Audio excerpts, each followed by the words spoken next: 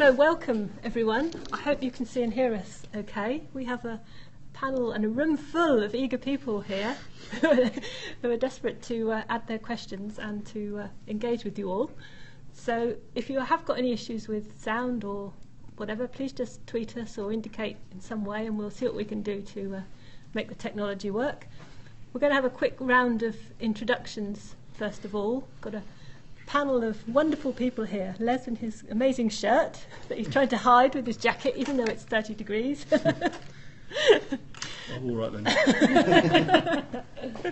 And we have Nick on the end, and we have Dave here, and Sarah, and me, I'm Lisa.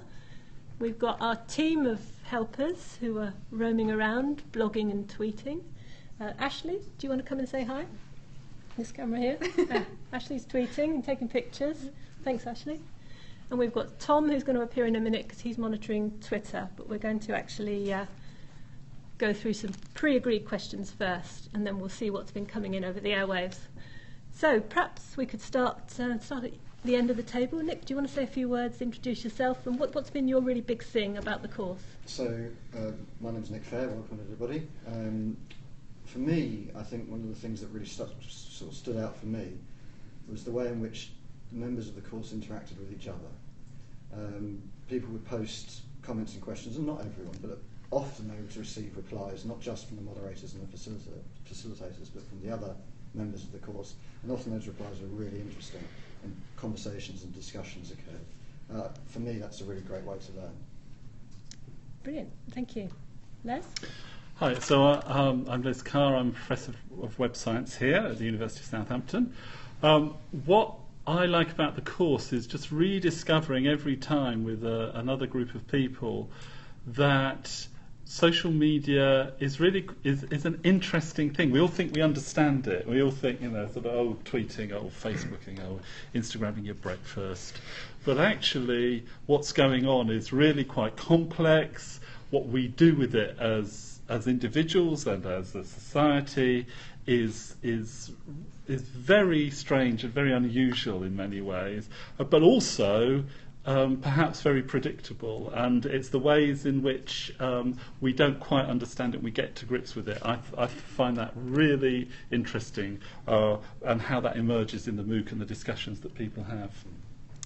Thank you. Okay, Dave? Okay, so my name's Dave Millard. I'm an Associate Prof of Computer and Web Science here at the university. And I think the thing that I've got out of the course this week is really just being very impressed at how people have tackled the materials. So we've had a number of people commenting about particularly some of the graph theory and things that are in the first week and finding that challenging. But loads of people who sort of persevered with that, who've kind of gone through the exercise and applied it. So finding those comments with people saying this has changed my perspective and I'm thinking about social media in a different way, for me that was the most gratifying part. And really that's what that first week of the course was about, sort of trying to set that bigger picture. And as Les said, saying, social media is something that we all use in lesser or greater degrees. So it's a way of standing back and saying, what is this thing that we're all partaking in? And seeing the bigger picture, I think, is really powerful and probably will influence the way that we engage with it and use it ourselves.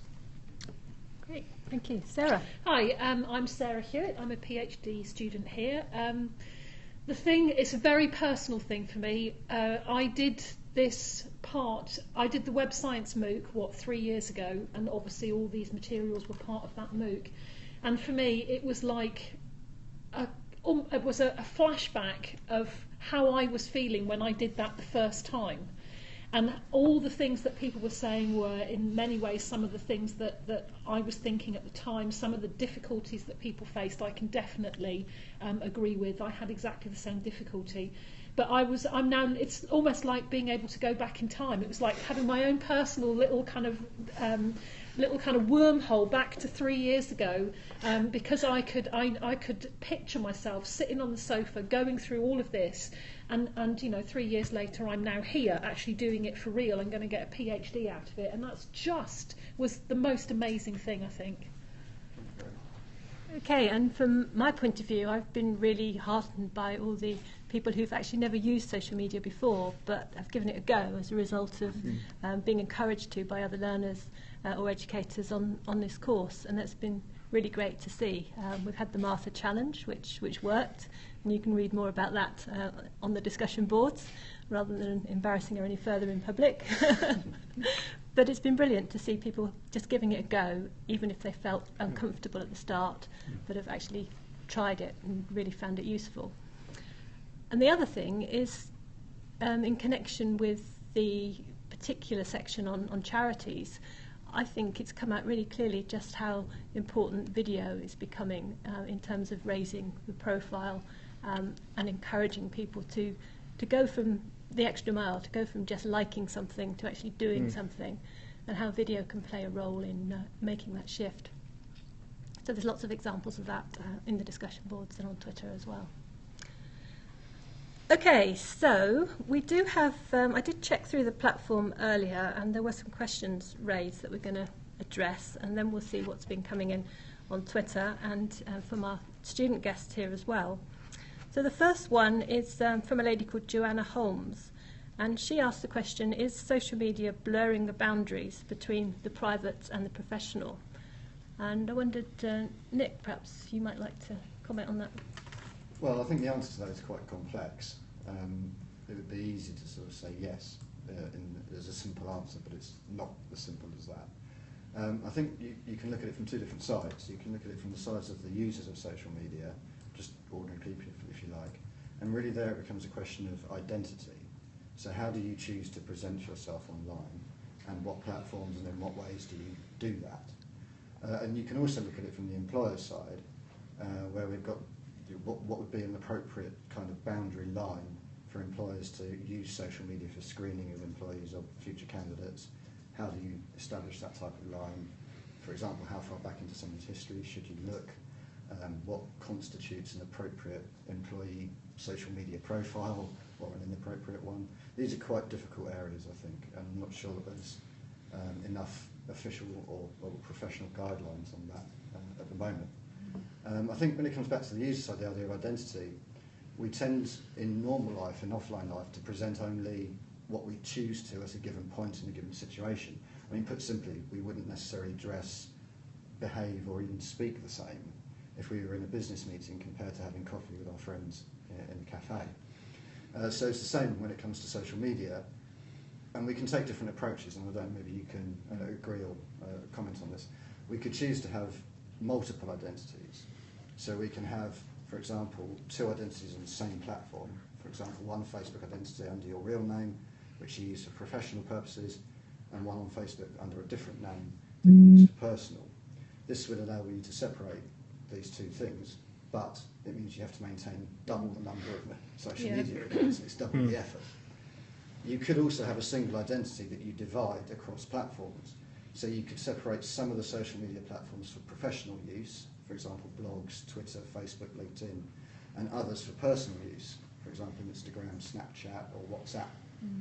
But you have the same name, if you like, the same identity across all of those, but you just use them for different things. Or you could have a third option, I guess, where you just have a single identity across all the platforms, and all of them are fairly open, but then you very carefully manage that process.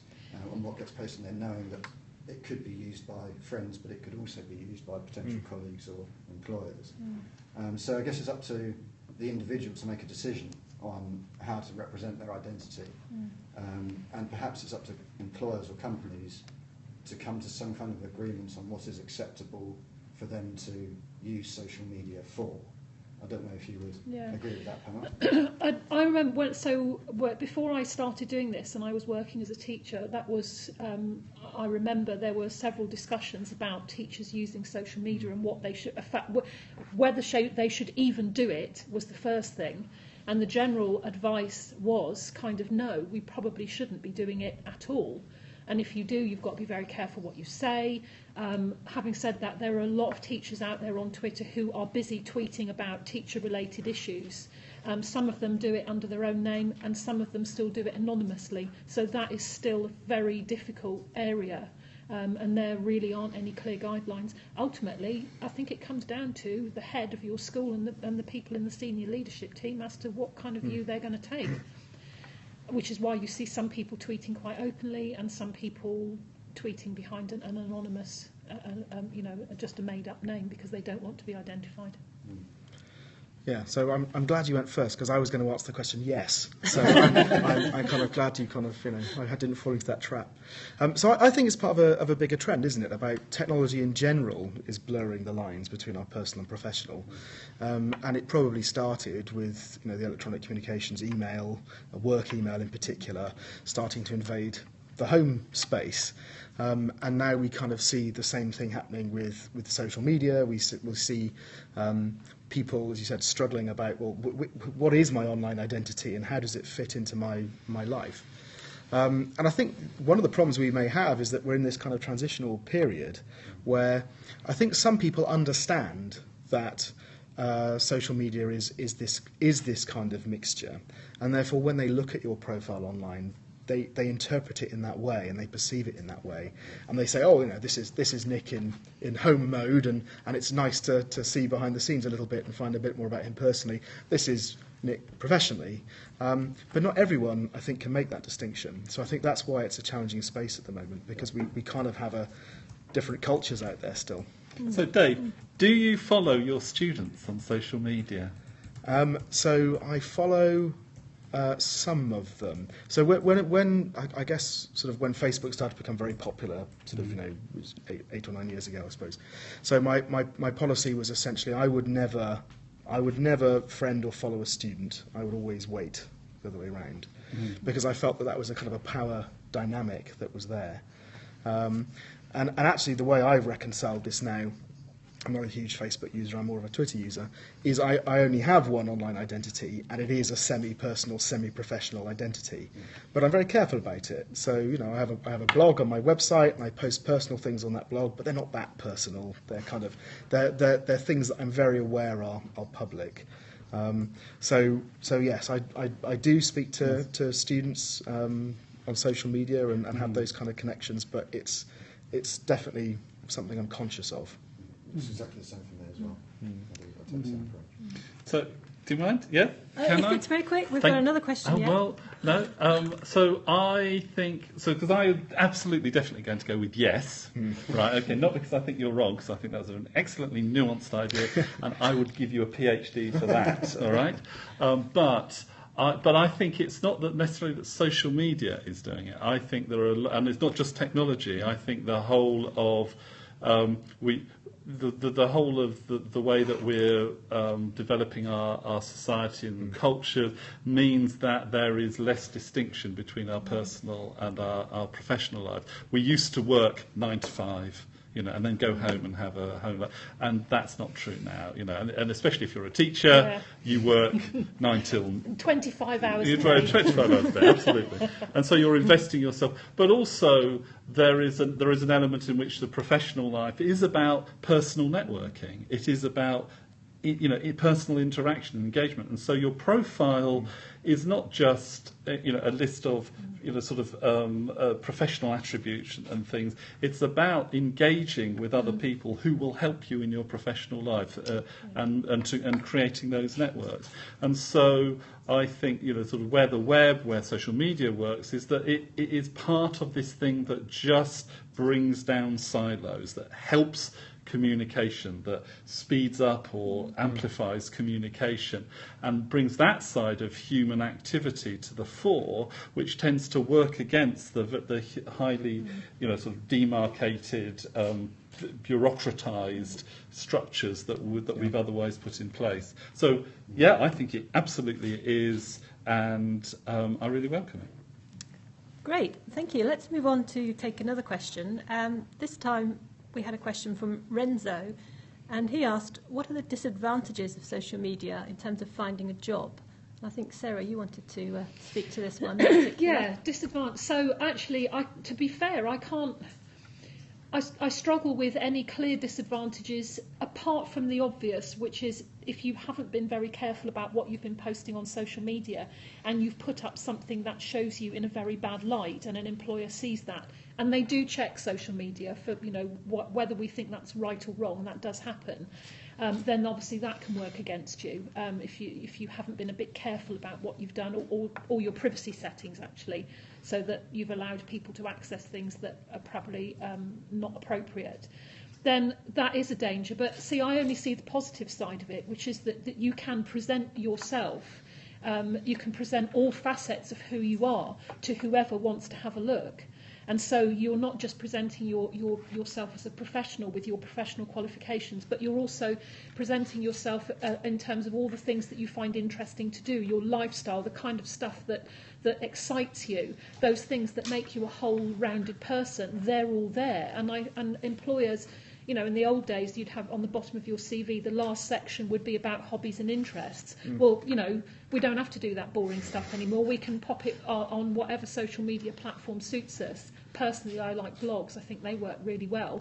And there it is for anybody to see who wants to have a look through, and they can see who you really are, and that you're not just the facts and figures that have gone on a piece of paper, that there's far more to you than that. I think, because ultimately, I think in a job interview, whether we get the job or not, is often about whether people like us. It often is that if you like, as unsophisticated as that. And so, to a certain extent, some of those judgments can be made, again, for better or for worse, before we get to that point. So once we're in front of a potential employer, if we know that they've looked at our social networking or our blogs or whatever it is, we know that they already like us. They already think that apart from our professional qualifications, we're going to fit in, and I think that's a good thing.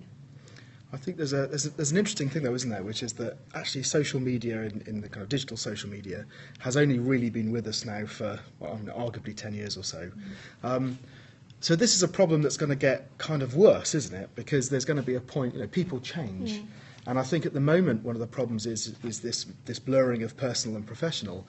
But actually it's going to be the case that there'll be stuff online that people produced when they were, you know, possibly a child. You know, the children growing up today, they may be putting, you know, materials online, a school essay or something that they wrote that they're proud of.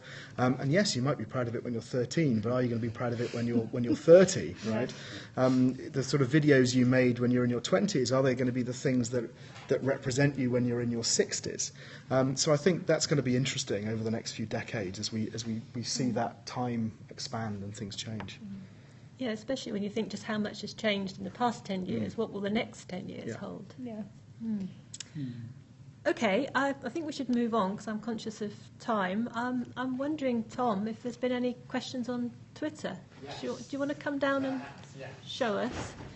I've got two, in fact, so far. So Okay. Tom's coming round on camera. Right. The first one is from an account called ErogZ. I don't know if I've said that right, but I'll try. And it is whether or not we should have closed or open groups or pages on Facebook for local campaigns.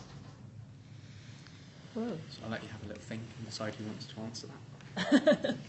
That actually seems to mirror one that's come up on the FutureLearn site as well, which is asking a similar thing. I'm helping to run a local campaign to do with education. I want to set up a Facebook presence, perhaps also Twitter. What advice do you have? Should it be a closed group? And what different types of groups are there and how are they best used? So unfortunately the answer is probably it depends, doesn't it? It depends on what your objectives are for that page. Yeah. And how much time you've got to monitor it, I guess, because you know, if you have an open group, sadly you are inviting people into that to join that group that possibly have got no reason for doing so, which is fine if you've got the time to keep an eye on that and you know and evict them if you think it's necessary. But if you don't have the time, then a closed group is probably best because they're pre-approval then. I think if you're doing some kind of campaigning, then you have multiple objectives. Part of it is to build up your local support and for people to be able to communicate and plan and to have discussions, which you kind of want to do in a safe space. And then part of it is presenting a public profile. There's some really interesting work going on. I read about some research just the other day, which is about how to, when you're building support for a campaign or for a particular charity or something, the way that they use social media bots to encourage people to join and to start that discussion with people about coming in and taking part and becoming active towards a particular end. Fascinating, because you usually think of social media bots as just, you know, sort of encouraging you to buy things or do whatever, but there are some really innovative uses of the social media platforms now. Yeah, we can probably share some examples in the platform afterwards, which would illustrate that, because I don't think we've covered that at all on the course yet. That would be really, really interesting. Okay, any other questions on Twitter, Tom? Indeed. I'll make my way back down. Okay, so this one's a slightly different one that everyone on the panel can answer. So we'll go from left to right. Nick first. Sorry about that. We've been bossed around now. If you had to choose just one social network, which would you choose and why? Good question. Okay. Sorry, Nick. I'll give you a bit That's of okay. thinking time. Yes. This may actually surprise some of my co-panelists. Yes. Because I'm actually myself relatively new to this, but I would actually choose Twitter. Having discovered its value in events like this, for example, and personally speaking at conferences in particular, being able to instantly connect with people across the conference in real time was actually really eye-opening for me. And so although it's a relatively new platform for me, I mean, a year or two of me being into it, I've actually come to value it quite highly. So that would be my choice. So, and you were surprised about that? Well, I thought you guys might be, because as you know, I perhaps wasn't the biggest Twitter at the beginning of things. Okay. So I started using Facebook very early, and so at the time I applied for the University of Southampton to be allowed to join Facebook at the time when it was only being used by Ivy League school, sort of colleges in America. And they were looking to expand it. So I kind of did that when I was working here at the university. But I would So it's all your fault, that's what you're saying. I would absolutely choose Twitter, and I have chosen Twitter, and it's entirely personal reasons. My psychology is such that I hate that expectation of reciprocity that we have with Facebook, where you ask someone if you can be their friend, and they respond, and there is this there's an obligation on if someone asks you, you're obliged, or if you ask them, you're putting an obligation on that, and I hate that to the core of my being. I find it. Literally, my flesh creeps, and so I haven't used Facebook for 8 years or more, and I've only recently started to go on because there's a project that I'm doing with colleagues at Southampton, which requires us to have a Facebook presence. So absolutely, I use Twitter because it's about screaming into the void. As you just say something. That's what the internet is for, isn't it? It's up to other people to decide whether they want to follow you or find that interesting.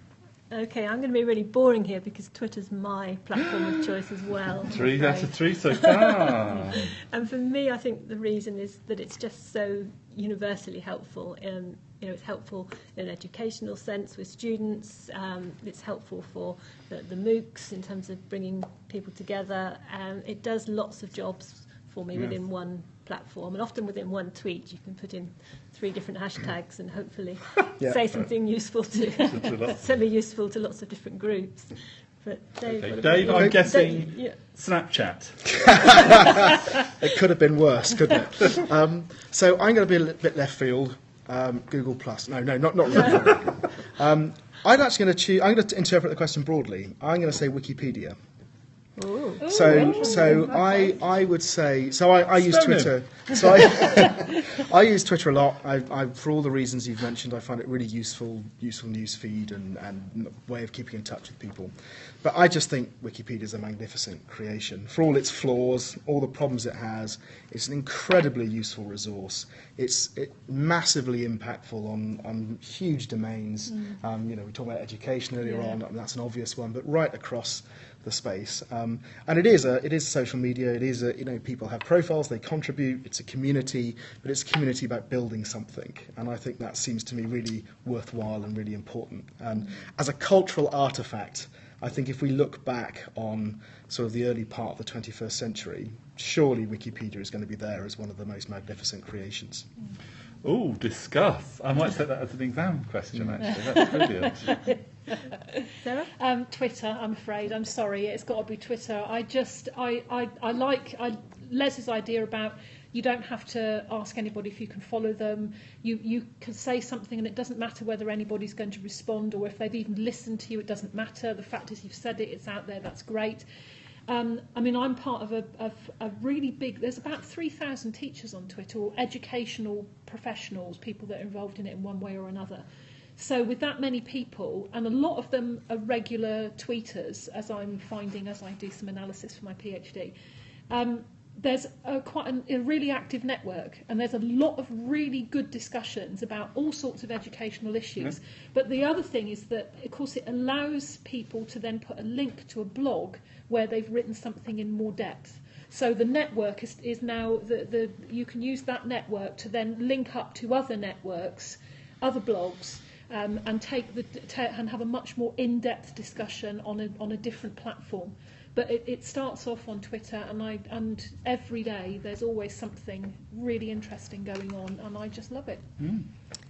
Okay, perhaps at this point we should ask if there's any questions from the floor. I think, Will, you said you had something you'd like to ask. Still thinking it through, but largely it's really about something that came up regarding time. To what extent would the panel think that time no longer defines perhaps the boundaries between work and home? How has that changed in your view? Okay, can I just repeat the question just in case the microphone didn't reach so far? So you're asking about time and how that impacts upon the difference between work and home in the context of social media. Okay. I remember the first... Sorry, You I usurped the chair. Right? I remember the first time, which was about 4 or 5 years ago, I asked our group at work, we were away for an away day to talk about the web and thing. I asked people, when is the first moment you use the internet after you wake up? And for half the people, it was before I get out of bed. Yes, and that was definitely. Such a shock at the time. It was, sort of the impact of the smartphones and things, but that's the trouble. You kind of, before you're out of bed, you're checking your email. You're thinking, oh, there was that thing I was thinking about when I fell asleep. What's happened in the meantime? And you check and you say, what's my schedule for the day? And so time is time has not got the same power to demark these things anymore. And I haven't yet found out the way to do it properly to keep your work and your life in balance. But time just ain't helping at the moment. So when I first started in academia, I was on a research project called Equator, which was about looking at the boundary between the real and the virtual world. And what came out of that project very strongly was that what technology does is it collapses time and space, basically.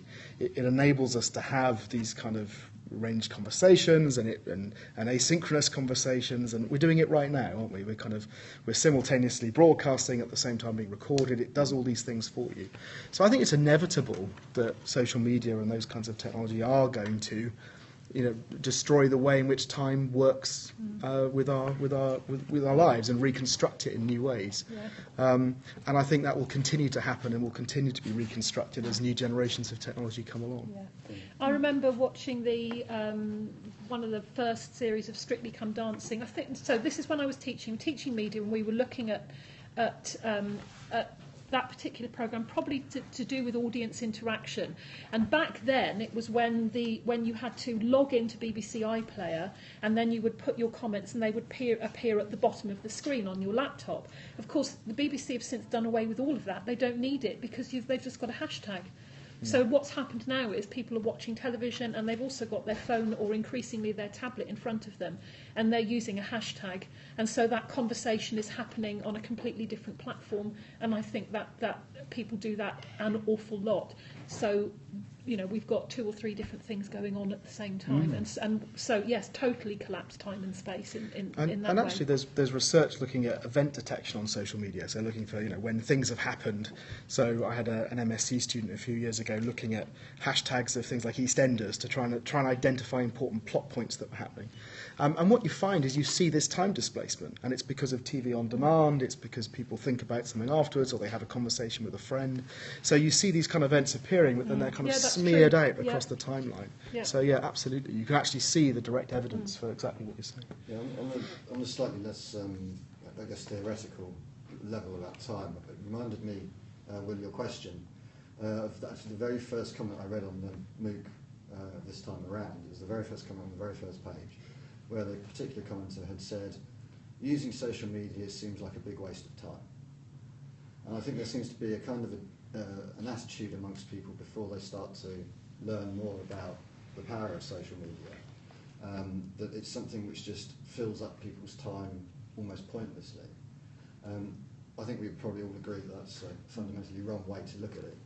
And it's attitudinally there's a problem there, because it suggests that socialising, finding a job, raising money for charity are wastes of time. And as far as I'm concerned, those are not. Even just the interactions of just spending some time texting each other or sending messages to each other on a social level is no different from picking up a phone and talking to somebody on the phone in the pre-internet days. To me, that's an important part of life, is forming these networks. It relates to what you were saying before, Les, about how society is networked. And so investing into that network time, I would argue, is never wasted in that sense.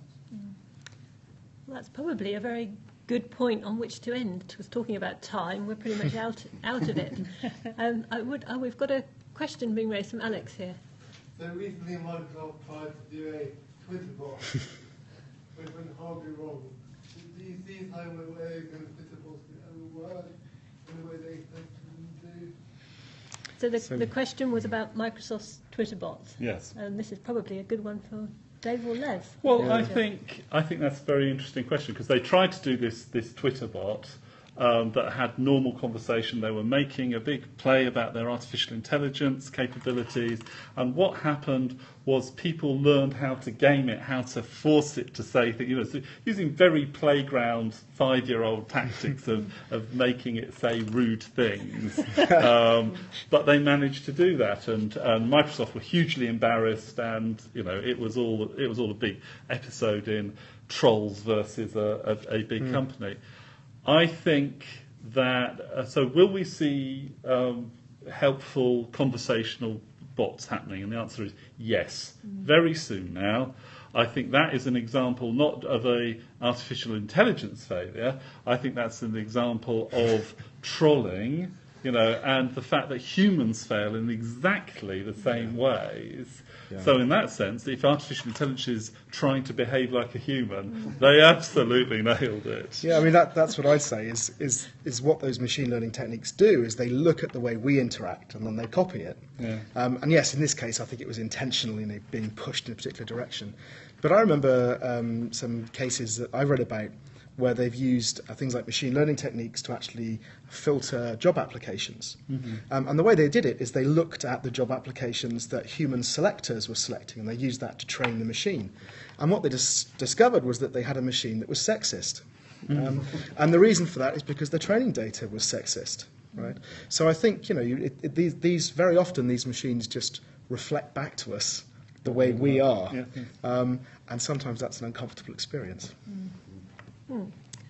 Okay, well, I'd just like to end with a few thank yous, because we've got a number of people here in the room who've helped out behind the scenes. One or two of them you've seen kind of briefly appear behind the camera. Some of you haven't, but we've had Tom monitoring tweets, and we've got Tim down here sat on the floor currently at the moment, who's been periscoping. So there will be a link, and you can compare hopefully the Periscope broadcast with the so-called official one.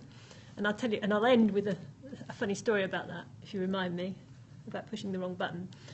We've got Alex here, who's been tweeting and live blogging, and hopefully you will see within a few hours, hopefully, that there'll be some materials appearing on the web with the event hashtag, which is Real-Time Sutton, which really summarise the discussions we've had this afternoon. So there may be a Storify, which includes the tweets. There'll be lots of photos. Oh, I forgot to mention Ashley, sorry. Ashley with her photos. And that will hopefully give you a record of what we discussed, and also help you to think about how you might use these tools to record an event that you're involved with. So that's what we'd like to leave you with, really, is that it's not just about the content of what we've been saying, engaging though you all have been. It's about how can you, as learners, use some of these tools to perhaps amplify and record events that you're involved with. So I'll just end with my funny story then. We were left to press, all we had to do was press the start button for this recording, and I was pressing the screen thinking it was an iPad, and actually it was a PC, and so nothing was happening. So that was just an example of my digital illiteracy. We got there in the end, thanks to Ashley, I think. Yes, thank you, Ashley. So we're going to sign off then. Does anyone want to say anything profound to finish, or shall we just wave goodbye? Well, this is very like Twitter. I have no idea how many people are out there. I'm just screaming into the void. Yes. So thank you very much to my 1,000 imaginary friends. Absolutely. Yes. 133? 133. 133 Fantastic. friends. Yeah, Good. that's brilliant. And thank you all very much. And we'll see you all Thank you. again at some future point.